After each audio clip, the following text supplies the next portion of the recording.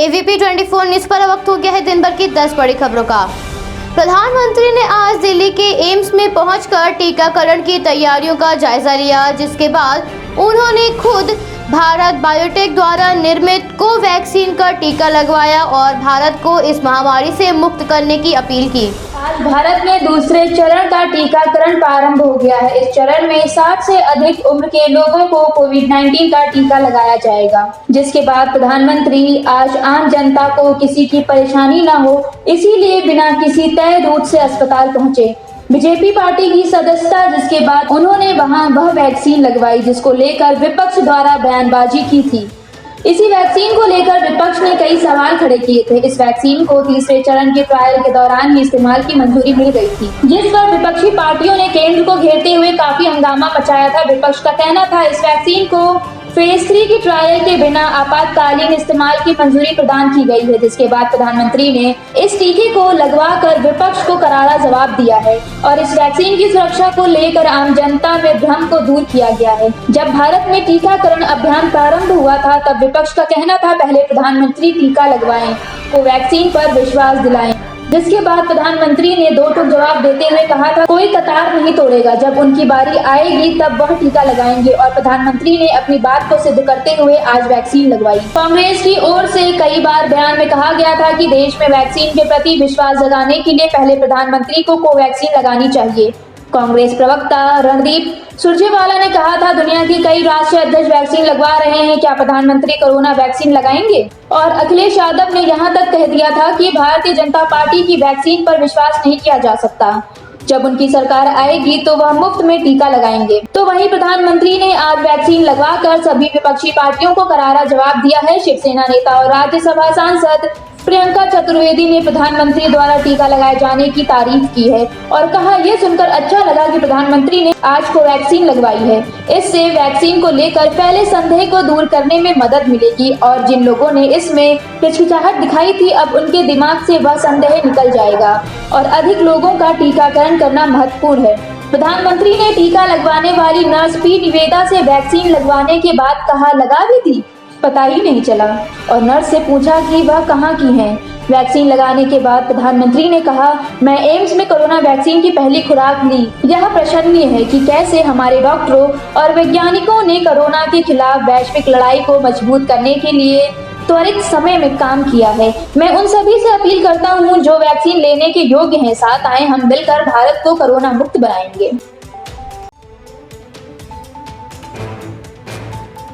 कांग्रेस के पूर्व अध्यक्ष राहुल गांधी तमिलनाडु के कन्याकुमारी पहुंचे, जहां उन्होंने प्रधानमंत्री पर निशाना साधते हुए कहा मोदी के मन में तमिल के लोगों के प्रति सम्मान नहीं है, हम मोदी और आरएसएस को तमिल संस्कृति का अपमान नहीं करने देंगे। तमिलनाडु में विधानसभा चुनाव के मद्देनजर सियासी माहौल काफी गर्म हो गया है। सभी पार्टियां चुनाव जीतने के लिए जीत का जीतोड़ प्रयास कर रही है। ऐसे में कांग्रेस के पूर्व अध्यक्ष राहुल गांधी कन्याकुमारी में एक रोड शो किया। रोड शो के दौरान राहुल गांधी प्रधानमंत्री के ऊपर काफी हमलावर रुख अपनाए हुए नजर आए। प्रधानमंत्री पर हमला बोलते हुए राहुल गांधी ने कहा दिल्ली में सरकार तमिल की संस्कृति का सम्मान नहीं करती, उनके पास एक मुख्यमंत्री है जो राज्य का प्रतिनिधि नहीं करता। प्रधानमंत्री जो कहते हैं वह सब करते हैं, एक देश, एक संस्कृति, एक इतिहास। तो मैं पूछना चाहता हूं कि आप तमिल की संस्कृति भारतीय नहीं है। एक भारतीय होने के नाते हमारी जिम्मेदारी नहीं है कि हम मोदी और आरएसएस को तमिल के लोगों का अपमान नहीं करने दें। तमिलनाडु के मुख्यमंत्री को प्रधानमंत्री कंट्रोल करना चाहते हैं और मैं इस राज्य के मुख्यमंत्री से निराश हूँ, क्योंकि उन्होंने प्रधानमंत्री के खिलाफ खड़े होने और सवाल पूछने की बजाय उनके सामने आत्मसमर्पण कर दिया है।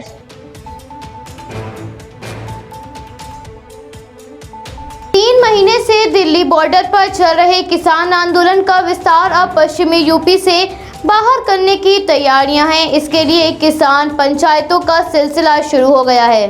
भारतीय किसान यूनियन के अध्यक्ष नरेश टिकैत अवध, बाराबंकी और पूर्वांचल के मुंडेरा में किसान महापंचायतों को संबोधित कर चुके हैं। राष्ट्रीय लोक दल के उपाध्यक्ष जयंत चौधरी भी लखीमपुर खीरी व बस्ती में किसान पंचायतें कर चुके हैं। कई अन्य जिलों में पंचायतों की तारीखों का ऐलान कर दिया जाएगा जल्द ही। 3 कृषि बिलों की वापसी और एमएसपी की गारंटी की मांग को लेकर बकायू पश्चिमी यूपी में आंदोलन को गरमा चुकी है। कई गाँवों में भाजपा नेताओं का विरोध भी हुआ है, उनके आने की पाबंदी के बैनर भी टांगे गए हैं। जवाब में भाजपा नेता, मंत्री, विधायक, सांसद गाँव में जाकर लोगों से संपर्क कर रहे हैं। हालांकि अवध, पूर्वांचल और बुंदेलखंड के कुछ किसान गाजीपुर बॉर्डर पर हैं, लेकिन बकायू की कोशिश है इन क्षेत्रों में महापंचायतें कर किसानों को कृषि बिलों और सरकार के हठधर्मी रवैये की जानकारी दी जाए। बकायू के प्रदेश उपाध्यक्ष हरिनाम सिंह वर्मा ने कहा कि मिर्जापुर, वाराणसी, गोरखपुर, फतेहपुर के अलावा एक पंचायत बुंदेलखंड में किए जाने की योजना है।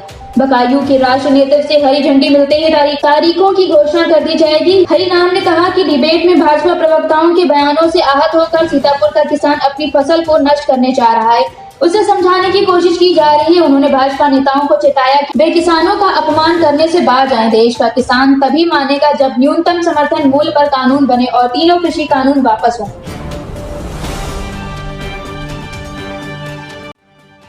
भाजपा के राष्ट्रीय अध्यक्ष जेपी नड्डा ने सोमवार को बाबा दरबार में हाजिरी लगाई। उन्होंने षोडशोपचार के साथ पूजन किया।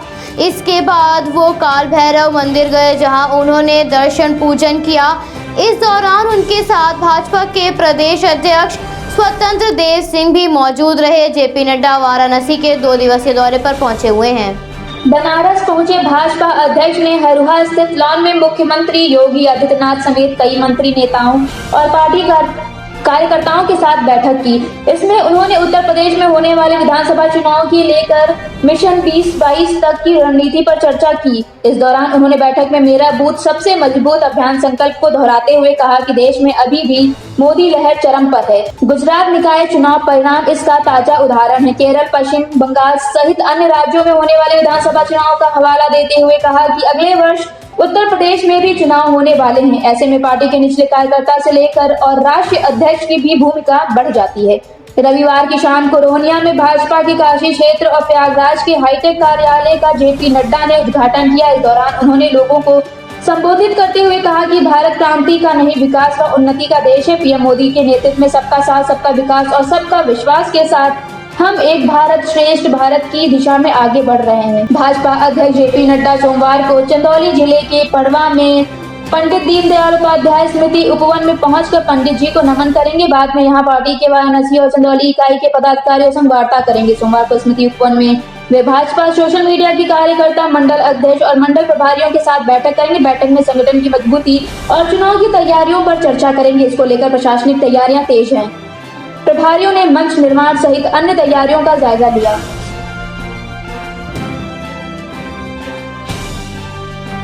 राष्ट्रीय राजधानी में एक बार फिर से सब्सिडी घरेलू सिलेंडर के दाम में 25 रुपए की बढ़ोतरी हुई है। अब नई कीमत 845.50 रुपए हो गई है। महंगाई प्रतिदिन बढ़ती जा रही है। ऐसे में आम जनता के लिए घर का खर्चा चलाना भी मुश्किल होता जा रहा है। रोजमर्रा की जिंदगी में सामान होने वाली चीजों की कीमत में इतनी वृद्धि होने से आम आदमी के घर का बजट बिगड़ चुका है, तो वहीं गरीब लोगों का जीना दुश्वार होता जा रहा है।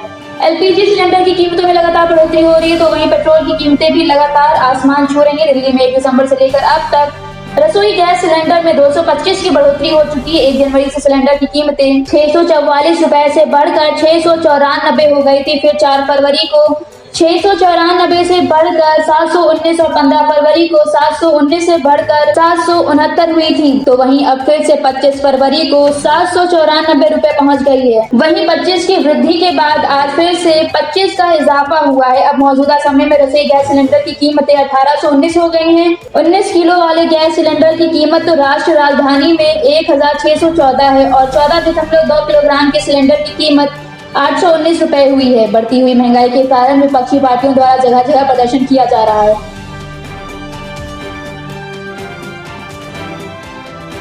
विदेश सचिव हर्ष श्रृंगला ने कहा, भारत ने हमेशा से चीन के वार्ताकारों से कहा है कि दोनों देशों के बीच समान द्विपक्षीय संबंध सीमा पर शांति पर निर्भर हैं। उन्होंने स्पष्ट किया है कि भारत को इस पड़ोसी देश के साथ आर्थिक संबंधों पर काम जारी रखना है, लेकिन ऐसा उन महत्वपूर्ण मुद्दों पर प्रगति की बुनियाद पर होगा जो दोनों देशों के लिए राजनीतिक रूप से अहम है। पूर्वी लद्दाख में भारत चीन सीमा पर हाल की अशांति का जिक्र करते हुए श्रृंगला ने एशिया इकोनॉमिक्स डायलॉग में कहा, चीन वार्ताकारों के साथ बातचीत में हमने हमेशा कहा है कि सीमावर्ती क्षेत्रों में शांति पर ही सामान्य द्विपक्षीय संबंध निर्भर करते हैं और यह पूरी तरह से आवश्यक है और यह दोनों विपक्षों द्वारा स्वीकार्य है। आपको बता दें, चीन को दुनिया की दूसरी सबसे बड़ी अर्थव्यवस्था और उसके साथ भारत के व्यापार कारोबार का जिक्र करते हुए उन्होंने कहा कि भारत अपने पड़ोसी मुल्क के साथ आर्थिक संबंधों पर लगातार काम कर रहा है।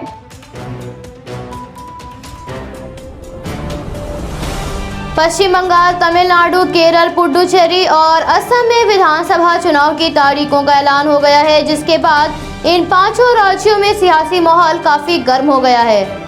चुनाव की तारीखों की घोषणा के बाद सभी पार्टियां प्रचार में जोर शोर से जुटी हुई हैं और मतदाताओं को अपनी ओर लुभाने के प्रयास में लगी हुई है। कोई भी पार्टी अपनी सत्ता बनाने और बचाने में कसर नहीं छोड़ रही है। सभी राजनीतिक पार्टियों के बीच आरोप प्रत्यारोप का सिलसिला जारी है। वहीं पश्चिम बंगाल के मुख्यमंत्री और टीएमसी के अध्यक्ष आज चुनाव समिति की बैठक की अध्यक्षता करेंगे। इस बैठक में राजद नेता तेजस्वी यादव ममता से मुलाकात करेंगे। इस मुलाकात से ऐसी अटकलें लगाई जा रही है कि राजद और टीएमसी बंगाल में मिलकर चुनाव लड़ सकते हैं। यह बैठक ममता बनर्जी ने कालीघाटी में अपने निवास पर आयोजित की है। तो वहीं असम में विधानसभा चुनाव के लिए प्रचार करने के मकसद से कांग्रेस महासचिव प्रियंका गांधी वाड्रा गुवाहाटी पहुंची, जहां उन्होंने कामाख्या मंदिर में मां कामाख्या के दर्शन किए।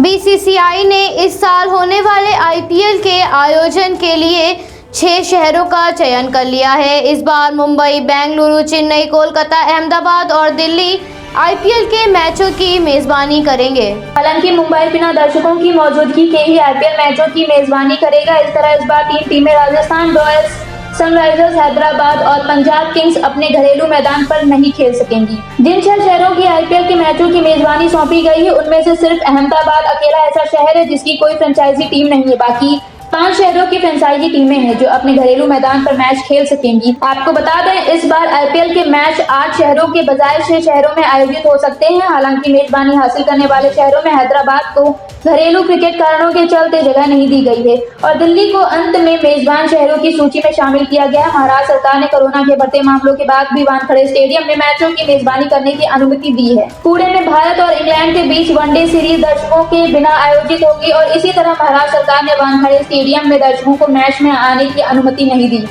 आईपीएल के इस सत्र की शुरुआत अप्रैल के दूसरे सप्ताह से हो सकती है और उम्मीद की जा रही है कि यह 11 अप्रैल से शुरू हो जाएगी। हालांकि कुछ राज्यों में मैच के दौरान दर्शकों को अनुमति नहीं मिलेगी, जबकि कुछ राज्यों में स्टेडियम की क्षमता के अनुसार 50% दर्शकों को अनुमति दी जाएगी। इस पर बीसीसीआई ने फैसला लिया है कि उधर आईपीएल फ्रेंचाइजियों ने इस पर सवाल खड़े कर दिए हैं। एक फ्रेंचाइजी के अधिकारी ने कहा कि यह डरावना है, 1 या 2 राज्यों में इसका आयोजन करना सही होता। 2020 के सत्र को 3 स्थानों में किया गया था और वही तरीका सही था। बीसीसीआई ने प्रस्ताव दिया है कि 8 टीमों को ग्रुपों में बांट देना चाहिए।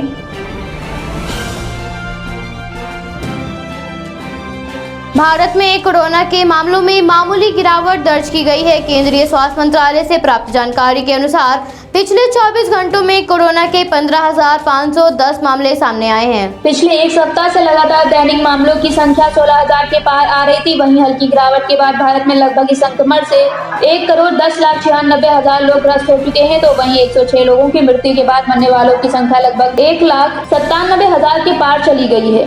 वहीं 11,288 लोगों ने इस महामारी को मात दी है, जिससे इस महामारी से स्वस्थ होने वाले लोगों की संख्या लगभग 1,07,00,000 के पार पहुंच गई है। इस समय भारत में एक्टिव केसेस की संख्या 1,68,627 है और 1,83,01,266 लोगों को कोविड-19 का टीका लगाया जा चुका है। आज भारत में दूसरे चरण का टीकाकरण आरंभ होने जा रहा है, जिसमें 60 साल से अधिक उम्र के लोगों को टीकाकरण किया जाएगा।